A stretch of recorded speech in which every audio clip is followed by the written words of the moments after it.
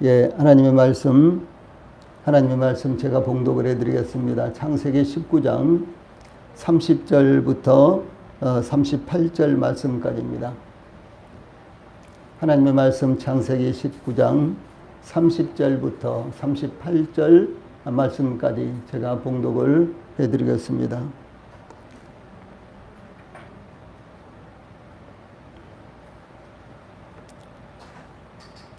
하나님의 말씀 창세기 19장 30절부터입니다. 롯이 소알에 거주하기를 두려워하여 두 딸과 함께 소알에서 나와 산에 올라가 거주하되 그 두 딸과 함께 굴에 거주하였더니 큰딸이 작은 딸에게 이르되 우리 아버지는 늙으셨고 온 세상의 도리를 따라 우리의 배필될 사람이 이 땅에는 없으니 우리가 우리 아버지에게 술을 마시게 하고 동침하여 우리 아버지로 말미암아 후손을 이어가자 하고 그 밤에 그들이 아버지에게 술을 마시게 하고 큰딸이 들어가서 그 아버지와 동침하니라. 그러나 그 아버지는 그 딸이 눕고 일어나는 것을 깨닫지 못하였더라. 이튿날 큰딸이 작은딸에게 이르되 어젯밤에는 내가 우리 아버지와 동침하였으니 오늘 밤에도 우리가 아버지에게 술을 마시게 하고 내가 들어가 동침하고 우리가 아버지로 말미암아 후손을 이어가자 하고 그 밤에도 그들이 아버지에게 술을 마시게 하고 작은딸이 일어나 아버지와 동침하니라. 그러나 아버지는 그 딸이 눕고 일어나는 것을 깨닫지 못하였더라. 롯의 두 딸이 아버지로 말미암아 임신하고 큰딸은 아들을 낳아 이름을 모압이라 하였으니 오늘날 모압의 조상이요 작은딸도 아들을 낳아 이름을 베남미라 하였으니 오늘날 암몬 자손의 조상이었더라. 아멘. 38절 말씀까지 봉독을 해드렸습니다. 예, 오늘 저녁에는 지금 읽어드린 대로 창세기 19장 30절로 38절 말씀을 통해서 헛된 집착의 결과, 헛된 집착의 결과 이런 주제로 말씀을 전해드리겠습니다. 이 소돔과 고모라 성과 그 온 들에 하늘로부터 유황과 불이 비같이 쏟아지고 이 롯의 아내는 소금 기둥이 되는 상황에서도 하나님께서 불타는 소돔 성에서 롯과 그의 두 딸을 안전하게 구출해 주셨습니다. 롯의 개인의 삶을 생각할 때 롯이 이와 같이 하나님의 은혜를 입을 만한 것은 아무것도 없었습니다. 사실 이제 이 소돔과 고모라 성에 살고 있는 소돔과 고모라 성의 주민들과 롯과 비교해 보면 거의 거기서 거기 갈 정도의 이런 상태가 아닌가 이렇게도 우리가 생각을 해볼 수가 있습니다. 그래서 이와 같이 롯의 개인의 삶을 생각할 때 롯이 이와 같이 하나님의 은혜를 입을 만한 것은 아무것도 없었다라고 하는 사실입니다.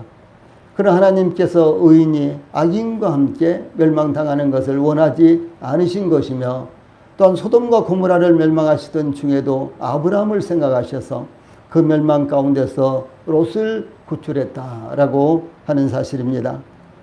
더욱 은혜로운 것은 소돔과 고모라와 그 온 들을 멸망시키면서도 롯이 요청한 가까운 들 가운데 있는 소알성을 멸망시키지 않고 롯이 피하여 거주할 수 있도록 배려를 하신 것입니다. 그러므로 하나님께서 롯에게 피할 성을 주셔서 소돔과 고모라가 멸망한 후에도 안전하게 살아갈 수 있게 하셨다는 것이 얼마나 큰 은혜가 되는 것입니까? 오늘은 롯이 소알성으로 피한 후에 삶을 어떻게 이어갔는가에 대해서 상고하겠습니다. 이와 같은 말씀의 중요한 것은 우리가 고난과 시련을 통과한 후에 어떻게 신앙생활을 하는 것이 합당한 것인가를 예표하고 있기 때문에 그렇습니다. 이 30절 말씀을 통해서 제일 첫째로 두려움에 대한 집착에 대해서 상고를 하겠습니다. 누구나 다 두려움은 갖고 있고요. 두려움에 대해서 여러 가지 반응을 갖고 있죠. 이 롯은 소돔성에서 지체하지 말고 속히 피하라는 천사의 말을 들을 때까지도 서두르지 않았습니다. 사실 그때 재빨리 서둘러서 소돔과 고모라 성에서 피해야 되는데 그리고 소돔과 고모라에 딸린 그 들에서도요 빨리 벗어나야 되는데 그렇지를 못했다라고 하는 것이죠. 어떤 측면에서 보면요 그 결과 롯의 아내가 소금 기둥이 되어버리고 말았지 않느냐, 이렇게도 생각해 볼 수가 있죠. 왜냐하면은 조금만 더 멀리, 조금만 더 미리요 피했다면은 아마 롯의 아내가 소금 기둥이 되지는 않았지 않았을까. 비록 롯의 아내가 믿음이 없다고 할지라도 소금 기둥이 되는 것까지는 아니지 않았을까. 이런 참으로 안타까운 모습을 우리가 생각해 볼 수가 있는 것입니다. 이 천사가 재촉하며 롯의 손과 그 아내의 손과 두 딸의 손을 잡아 인도하여 성 밖에 둘 때까지도 이 소돔성에 대한 미련을 버리지 못했습니다. 심지어 그의 아내는 뒤를 돌아본 까닭에 소금 기둥이 되기까지 그들은 소돔성에서 피하는 데에 적극성이 전혀 없었습니다. 그러나 이 소돔과 고모라와 그 온 지역이 하늘에서 빛처럼 쏟아지는 유황과 불로 말미암아 다 뒤엎어지고 마치 옹기가마에서 솟아오른 연기처럼 연기만 솟아오르고 아무것도 남김없이 불타버리자 그것을 친히 목격하고 기적적으로 생명을 구한 롯은 그가 하나님께 요청하여 허락받은 소알성으로 피하였지만 그 성에 거주하기를 두려워했다라고 하는 사실입니다.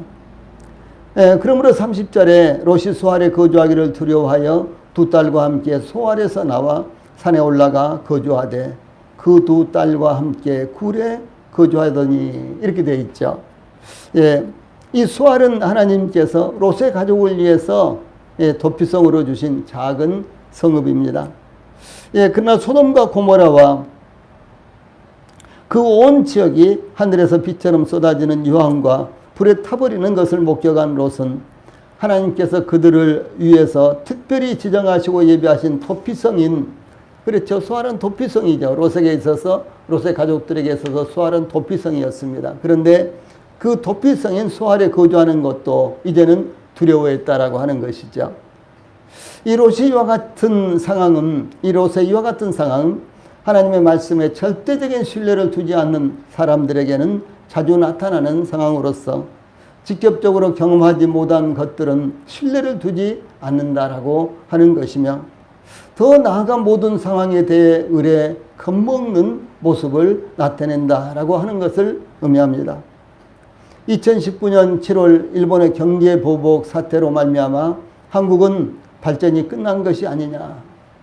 한국의 반도체는 끝장이다.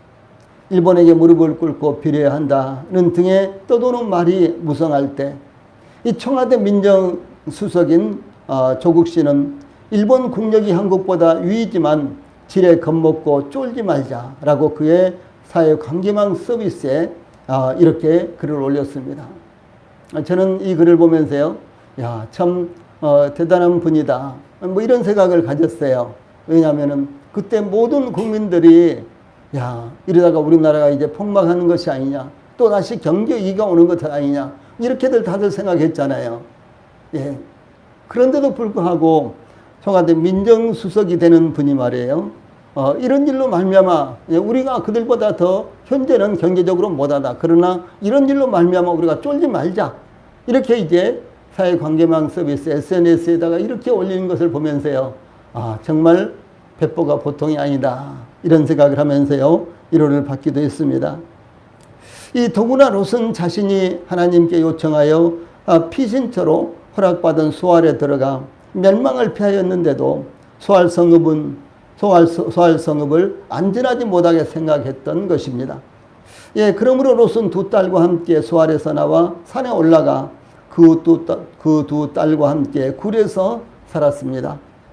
이 롯이 태간 산은 이 천사들이 롯을 소돔에서 성 밖으로 이끌은 후에 17절에 보면 도망하여 생명을 보존하라. 돌아보거나 들에 머물지 말고 산으로 도망하여 멸망함을 면하라. 이렇게 지시했던, 산으로 도망하여 이렇게 지시했던 이 산으로서 사해 동쪽에 있는 모압산을 가리키는 것으로 보입니다. 이 롯이 그 산을 택하여 소알 성읍에서 나와 산으로 들어갔던 것은 그 산이면 안전할 것으로 생각되었기 때문에 그렇습니다. 그러나 하나님께서 함께 하시지 아니하시면은 소돔과 고모라와 소알까지도 또한 모압산도 그 어디도 절대로 안전할 수가 없는 것입니다. 하나님께서 함께 하시지 아니하신다면은 집안이라고 안전하겠습니까? 그렇죠. 어디라도 하나님께서 함께 하시지 않는다면 안전한 곳이 아무것도 없을 것입니다. 그러므로 우리 성도님들께서 특별히 이 코로나19 팬데믹 상태에서 항상 하나님을 의지하시고 기도하십시오. 하나님께서 함께 하신다면 아무런 문제가 없습니다. 그러나 하나님께서 함께 하시지 아니하신다면 우리도 코로나19에 완전히 노출되어 있기 때문에 우리에게 어떤 일이 닥칠지 우리는 전혀 예측할 수가 없는 것 아니겠습니까?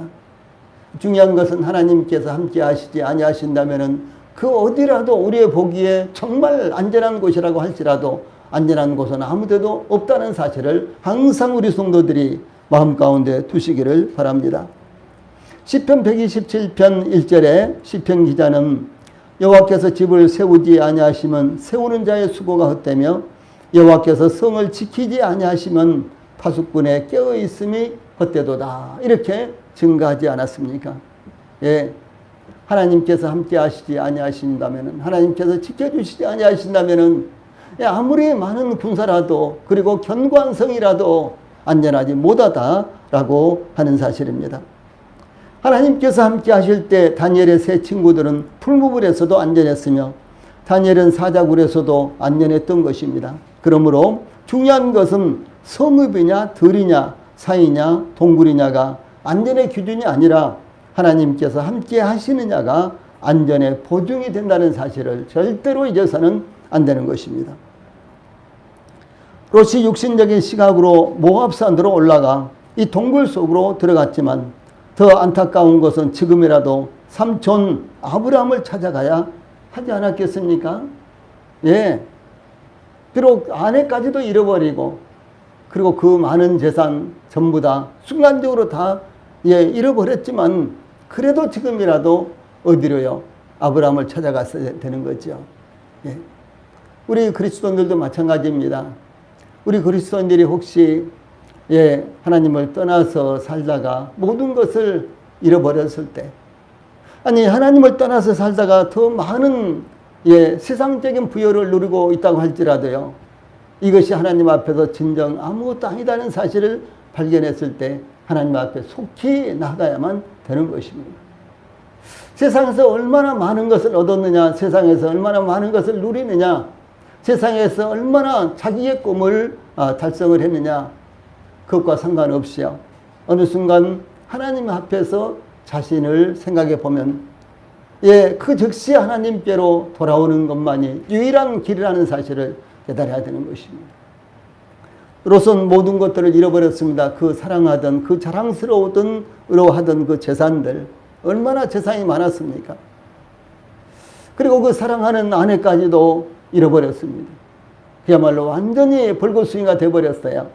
바로 그 순간 그가 모압산으로 올라가서 그들이 거할 만한 동굴을 찾기보다는 삼촌 아브라함을 찾아갔어야 된다라고 하는 사실은 두고두고 안타깝게 보이는 것입니다. 아브라함과는 하루길도 되지 않은 거리였습니다. 아브라함을 지책에 두고도 유목 생활에 익숙했던 롯은 산속의 동굴을 피난처로 택한 것이었습니다. 롯의 이와 같은 선택은 믿음을 따라서 살고자 원하는 소원이 없었다는 것을 증가한 것입니다. 또한 롯이 이와 같은 지경이 되었는데도 아브라함을 선택하지 않은 것은 아브라함과 함께 하나님의 말씀을 따라 이주하며 시시때때로 하나님을 위해 단을 쌓고 여호와의 이름을 불렀던 것을 기억하지 않았던 것이며 그리워하지도 않았다는 것을 의미하는 것입니다. 그것은 곧 하나님의 말씀과 인도하심을 따라 살아가기를 원하지 않았거나 깨어있지 못한 신앙이 여전히 그를 지배하고 있었다라고 하는 사실을 의미합니다. 만약 롯이 아브라함과 헤어진 이후 한두 번이라도 아브라함을 그리워했다면 소돔과 고모라가 멸망당하고 그가 모든 것을 잃어버렸을 때 제일 먼저 아브라함을 생각을 했을 것입니다. 나이가 많이 들어도 어려움을 당할 때 이미 세상을 떠난 부모님이라도 그리워하는 것이 사람의 마음이기 때문에 그렇습니다. 그 어머님이 살아계신다고 할지라도 나에게 아무런 도움이 되지 않겠지만 그런데도 불구하고 이제 일찍이 돌아가신 그 어머님을 생각하는 것은 모든 사람들의 생각이라는 것이죠. 그러나 롯은 모든 것을 잃어버린 후에 소알 성읍을 떠나 아브라함을 향해 나간 것이 아니라 석회석 동굴이 가득한 모압산을 향해 나갔다라고 하는 것입니다. 예, 그러므로 우리 성도들은 어떤 상황에서도 눈에 보이는 재물과 지위와 명예가 축복이 아니라 하나님만이 안전한 피난처요 도피성이라는 것을 잊지 않기 바랍니다. 하나님의 뜻을 따라 살아가는 믿음의 사람들과 함께 거하는 것이 얼마나 큰 축복인가를 우리 성도들이 잊지 않기를 바랍니다. 다음에 31절로 38절 말씀에서는 인위적인 욕심에 대해서 집착하고 있는 이런 모습을 볼 수가 있습니다. 처음에는 두려움에 집착하고 있었죠. 그런데 이번에는 인위적인 욕심에 집착하고 있는 이와 같은 모습을 볼 수가 있습니다. 이 롯이 두 딸과 함께 소알 성읍에서 나와 모압산의 동굴에 거주하였는데 모압산은 석회암으로 이루어진 벌거벗은 산이요 불모지였으며 이곳저곳에 수많은 자연 동굴들이 형성되어 있었습니다. 이와 같은 산속에 자연적으로 형성된 동굴에서 생활한다는 것은 예부와 일체 단절되었다는 것을 의미하는 것입니다. 롯이 이와 같이 예부와 일체 단절된 동굴을 선택한 것은 세상의 죄악에 대한 환멸을 느꼈기 때문일 수도 있으며 세상에 대한 더 이상의 소망을 가질 수 없었기 때문이기도 했던 것으로 보입니다. 그러나 물리적으로 세상과 단절된 삶을 산다고 할지라도 죄가 존재하지 않는 것은 아니다라는 사실을 여기서 우리들에게 보여주고 있습니다. 얼마나 놀라운 모습입니까? 죄는 혼자 있거나 수많은 사람들이 함께 있거나 변함없이 존재하고 역사하는 것입니다. 여기 본문 말씀을 보면은 먼저 31절로 32절 말씀 보면요. 후손을 이어가기 위해서 선택한 방법이 나옵니다. 롯의 큰딸이 작은딸에게 우리 아버지는 늙으셨고 온 세상의 도리를 따라 우리의 배필될 사람이 이 땅에는 없으니 우리가 우리 아버지에게 술을 마시게 하고 동침하여 우리 아버지로 말미암아 후손을 이어가자 이렇게 제의했습니다. 예, 그 밤에 큰딸이 작은딸에게 제의한 대로 그들은 아버지 롯에게 술을 마시게 하고 아버지 롯이 인사불성이 되었을 때 큰딸이 아버지에게로 들어가서 동침했습니다. 그러나 롯은 그 딸이 함께 동침한 것을 알지 못했다라고 33절에 증거하고 있습니다. 이튿날 큰딸이 작은딸에게 어젯밤에는 내가 우리 아버지와 동침하였으니 오늘 밤에도 우리가 아버지에게 술을 마시게 하고 내가 들어가 동침하고 우리가 아버지로 말미암아 후손을 이어가자 이렇게 34절에 증거하고 있습니다. 그 밤에도 그들이 아버지에게 술을 마시게 하고 이번에는 작은 딸이 아버지와 동침하였으나 35절에 보면 롯이 그 딸이 동침하는 것을 깨닫지 못하였다라고 증거하고 있습니다. 이와 같은 상황으로 말미암아 롯의 두 딸이 아버지로 말미암아 임신하고 아들을 낳았는데 큰 딸은 아들을 낳아 이름을 모압이라고 했고 작은 딸은 아들을 낳아 이름을 베남미라 했는데 바로 이제 이 암몬 족속의 조상이 되었다라고 하는 것입니다. 그래서 모압은 모압 족속의 조상이요 베남미는 암몬 족속의 조상이 되었다라고 38절까지 증가하고 있습니다. 자, 이것은 헛된 집착이 얼마나 부끄러운 일을 만들어내고 죄악과 부도덕한 결과를 가져오는지 나타내고 있는 것입니다. 이 성경에는 이와 같이 별로 유쾌하지 못한 사건들이 많이 기록되어 있습니다. 세상에도 이보다 더 험하고 불행하고도 비도덕적인 사건들이 수없이 있을 것입니다. 그런데 성경에도 그런 사건들이 많이 기록이 되어 있다라고 하는 사실입니다. 그러나 이와 같이 비도덕적이고도 불행한 사건이 성경에 기록된 것은 별로 유쾌하지 못한 일임에는 틀림이 없습니다. 그러나 이와 같이 초한 사건이지만 자세하게 기록하고 있는 것은 이 사건이 하나님의 구속의 경륜에 있어서 중요한 부분을 차지하고 있기 때문인 것입니다. 즉 성령님께서 이와 같은 자랑할 만하지 못한 사건을 성경에 기록하신 것은 구속의 역사를 밝히기 위해서 반드시 필요했기 때문이다 라고 하는 사실입니다. 아브라함은 그의 아내 사레의 여종 애굽 여인 하갈에게서 이스마엘을 낳았습니다. 창세기 16장 15절 말씀입니다. 또 야곱의 넷째 아들 유다는 그의 며느리에게서 베레스와 세라를 낳는 이와 같은 내용이 창세기 38장 29절로 30절에 기록되어 있고, 또 마태복음 1장 3절에서는 유다는 다말에게서 베레스와 세라를 낳았다 이렇게 증가하고 있습니다. 또 그런가 하면 살몬은 여리고의 기생 라합에게서 보아스를 낳았고, 이 보아스는 모압 여인 룻에게서 오벳을 낳았다라고 룻기 4장 17절과 마태복음 1장 5절에 기록하고 있습니다. 그것뿐입니까? 마태복음 1장 6절에 보면은 다윗은 우리아의 아내 밧세바에게서 솔로몬을 낳았다라고 이렇게 증가하고 있습니다. 아주 특이한 것이 여기에 다윗은 우리아의 아내에게서 솔로몬을 낳고, 그래서 우리아의 아내 밧세바에게서 솔로몬을 낳고 이렇게 한 것이 아니고요. 이 밧세바의 이름을 넣지 않았어요. 다윗은 우리아의 아내에게서 솔로몬을 낳았다라고 이렇게 증가하고 있습니다. 아마 성경을 기록한 이 성령님께서도 신약 성경 예수님의 족보를 기록하면서 이 밧세바라는 여인의 이름을 거기에다가요 기록해 놓기가 참 부끄러웠을 것 같다 이렇게 생각이 들기도 합니다. 예수님의 족보 중에 이와 같이 불미스러운 사건들이 겹겹이 나타나고 있는 것은 무엇을 의미하는 것일까요?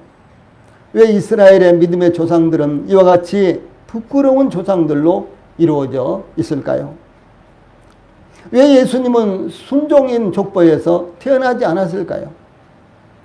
그것은 그보다 더한 우리일지라도, 그것은 그들보다도 더한 우리들일지라도 하나님께서 불쌍히 여기셔서 구원의 반열에 오르게 하셨다라고 하는 것을 증거하는 것입니다.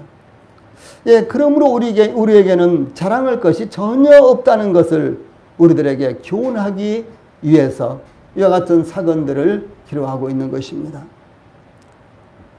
여기 롯의 두 딸의 폐역함에 왜 이렇게 롯의 두 딸이 폐역했을까? 그리고 후손을 얻는 것도 중요하겠죠. 그런다고 할지라도 어떻게 아버지에게 술을 마시게 하고요, 인사불성이 된 다음에 아버지와 동침함으로 말미암아 자식을 낳으려고 이런 생각을 했을까? 우리가 이렇게 생각해 볼 수가 있죠. 아버지, 저 삼촌, 누구의 할아버지가 되겠죠. 저 할아버지 아브라함에게 가요. 아버지 부끄러워하시지 말고 이것저것 생각하지 말고 빨리 아브라함에게 갑시다. 이렇게 해야 되잖아요, 두 딸이. 이렇게 손쉬운 방법 아브라함에게만 갔다면요 모든 문제들이 해결될 수 있었습니다. 그런데 이런 손쉬운 방법이 아니라 아버지를 속이고 아버지로 말미암아 자식을 얻으려고 하는 두 딸의 이와 같은 회개망측한 이런 모습, 여기까지 생각을 하게 됐을까라고 하는 것이죠.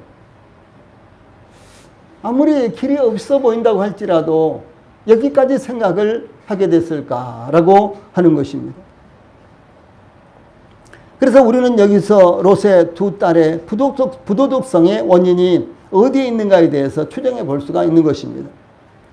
두 딸의 부정한 행동은 종족 보존이라는 목적으로 정당화될 수도 있겠지만, 그보다는 목적 달성을 위한 두 딸의 방법은 지극히 세속적인 것이었다라고 하는 사실이죠.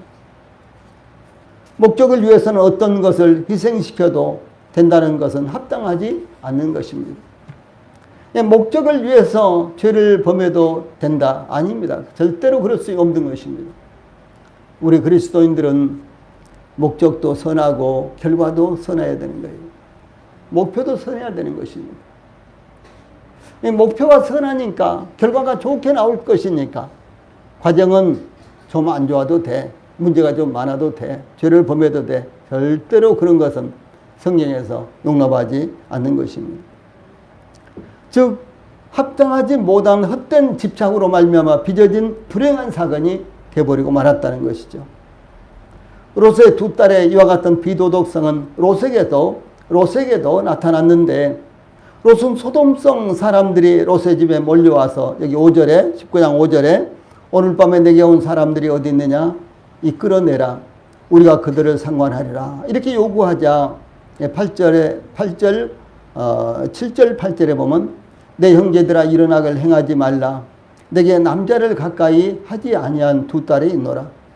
청하건대 내가 그들을 너에게로 이끌어내리니 너희 눈이 좋은 대로 그들에게 행하고, 이 사람들은 내 집에 들어왔은즉 이 사람들에게는 아무 일도 저지르지 말라라 이렇게 제의를 하죠.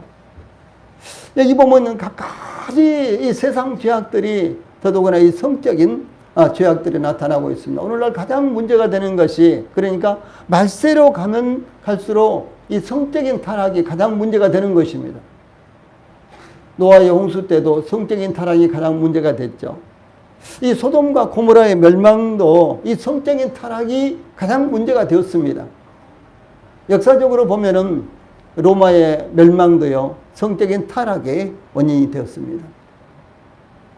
이제 아마 틀림없이 그럴 거예요. 마지막 이제 세상이 끝날 때쯤에 이제 과연 성적 타락은 어느 정도일까?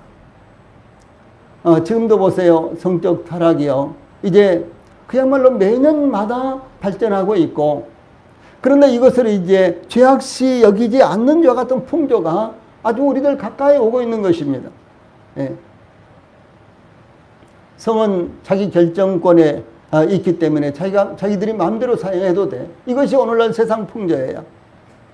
더더구나 이제 소위 선진국이라고 하는 이런 나라에서 이 성과 관련해서는요, 이 자기 결정권이 자기에게 있다. 그러니까 어떻게 해도 상관이 없다. 이렇게 하는 것이요, 세상에서는, 이제 선진국에서는요, 법적으로도 보장이 되는 거예요. 며칠 전에 이제 우리나라는 UN 기구로부터요, 정식으로 이 선진국으로 받아들여졌습니다. UN에서 한국은, 코리아는 선진국이다 이렇게 결정을 해버렸어요. 예. 우리가 무슨 선진국이야 이렇게 사는데, 아니에요. 선진국이라고 해도요, 우리나라보다도 훨씬 못 사는 나라가 꽉 찼습니다. 예, 그 수준으로 봤을 때, 선진국 수준으로 봤을 때 우리나라가 세계 8위입니다. 그리고 얼마나 잘 사는 것입니까? 그래서 아이고 살기 어려워서 죽겠다, 그런 말 절대로 하지 마세요. 아니에요. 우리가요, 세계 200 몇십 개국이나 되는 나라의 가운데요, 8번째로 잘 사는 거예요.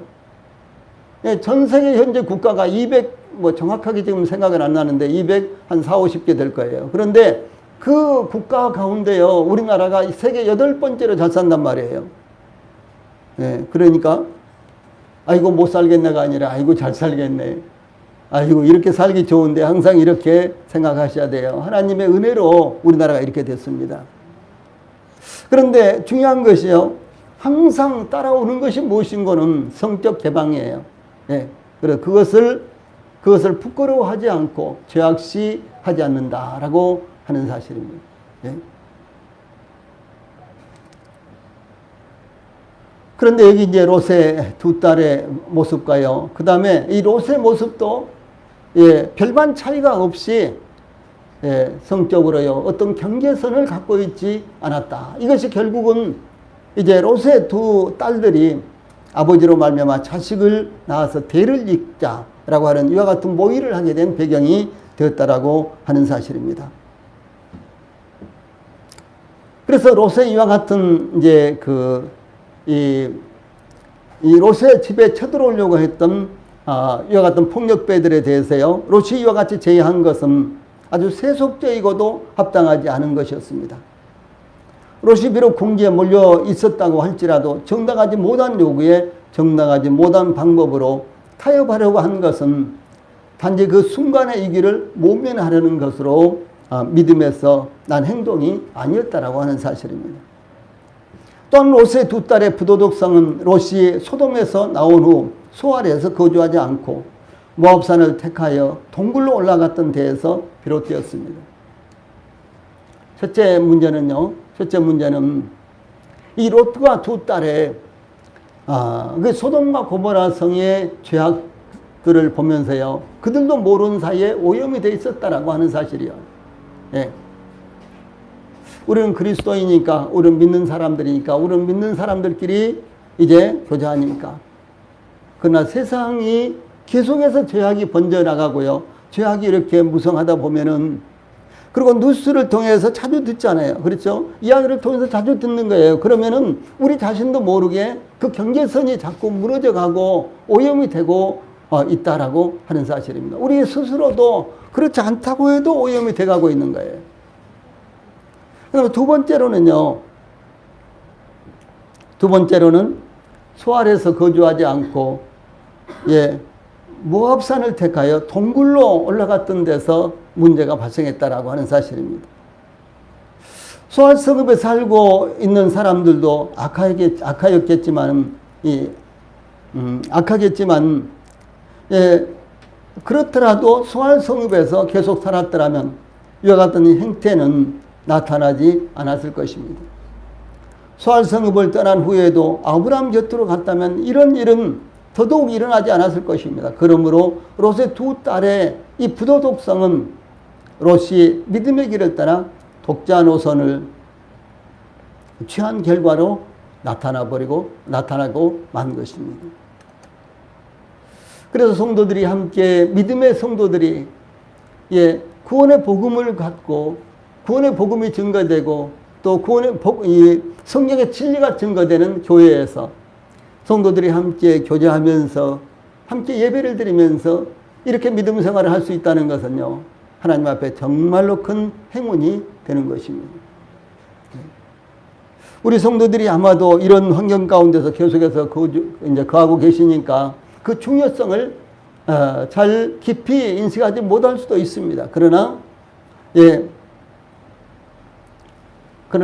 믿음의 사람들이 함께 모여서 예배드리고 전도하고 교제하고 이제 이렇게 하는 것은 정말 하나님 앞에요 큰 축복이 되는 것입니다. 근데 롯은요 두 딸을 데리고 이제 그야말로 아브라함을 찾아가지도 않고 소알에 머물지도 않고 독자 노선을 취해서 사람들과 완전히 분리되고 정리된 이와 같은 상황 가운데서 거한 것으로 문제가 생겼다는 것이죠.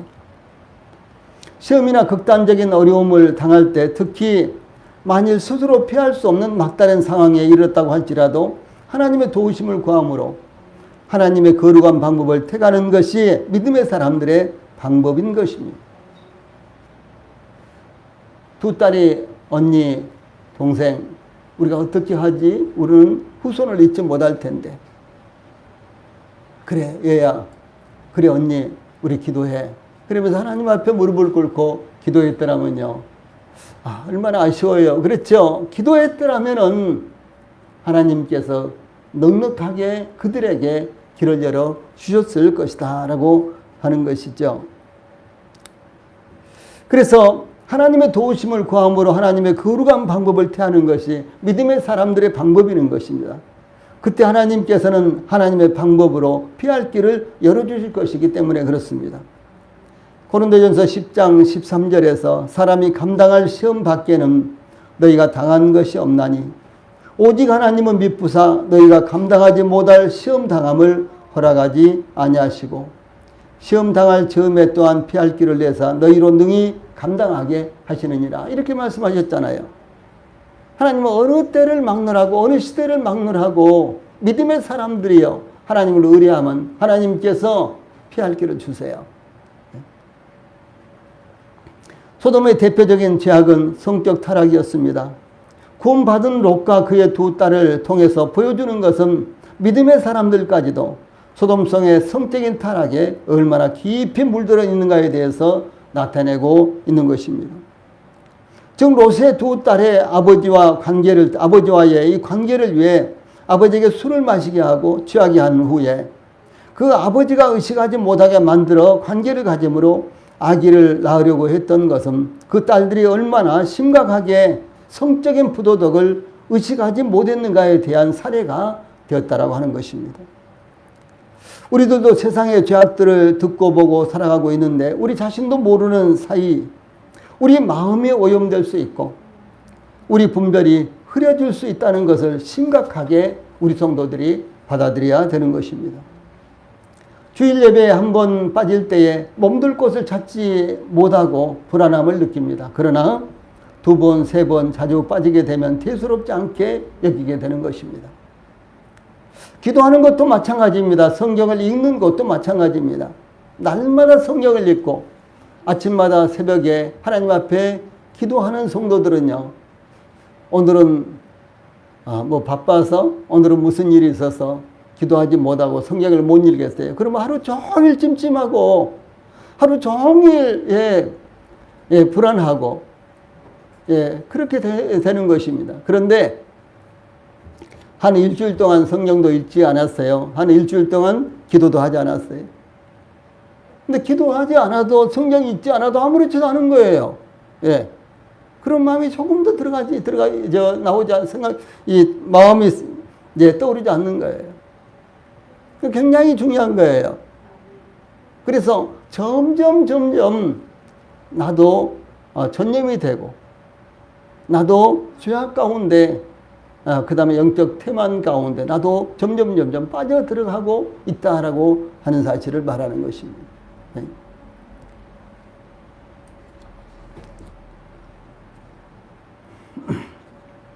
영적인 생활도 게으르게 되면 무감각하게 되고 무기력하게 됩니다. 영적 예민함과 순발력이 떨어지게 되는 것입니다. 그때 무슨 일이 일어나도 영적으로 분별이 되지 않고 세상적인 방법으로 해결하려는 마음이 앞서게 되는 것입니다. 롯이 그러했으며 롯의 두 딸이 그러했던 것입니다. 그러므로 항상 스스로를 점검하여 영적인 상황이 어디에 이르렀는지 살펴보는 것이 합당한 것입니다. 나는 지금 어디에 있는가? 이게 참 중요하다는 거예요. 나는 지금 영적으로 어디에 있는가? 나는 지금 하나님과 아주 친밀한 교제 가운데 있는가? 나는 성도들과 친밀한 교제 가운데 있는가? 나는 지금 교회에서 마치 내가 교회의 주인처럼 봉사하고 헌신하고 있는가? 나는 그렇게 교회를 생각하고 있는가? 나그네로 살면요 항상 나그네입니다. 그렇죠? 손님으로 살면 항상 손님이 되는 거예요.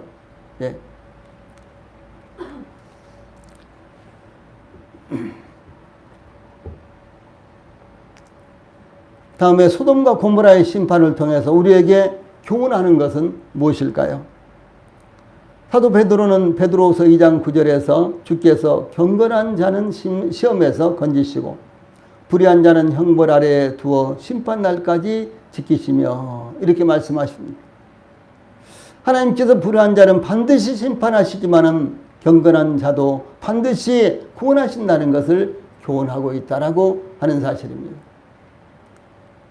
또한 유다는 유다서 1장 7절에서 소돔과 고모라와 그 이웃 도시들도 그들과 같은 행동으로 음란하며 다른 육체를 따라 가다가 영원한 불의 형벌을 받음으로 거울이 되었느니라 이렇게 증가하고 있습니다. 이 소돔과 고모라가 거울이 됐다는 거예요. 거울은 무엇입니까? 거울은 볼 수 없는 부분을 보여주지 않습니까? 그렇죠?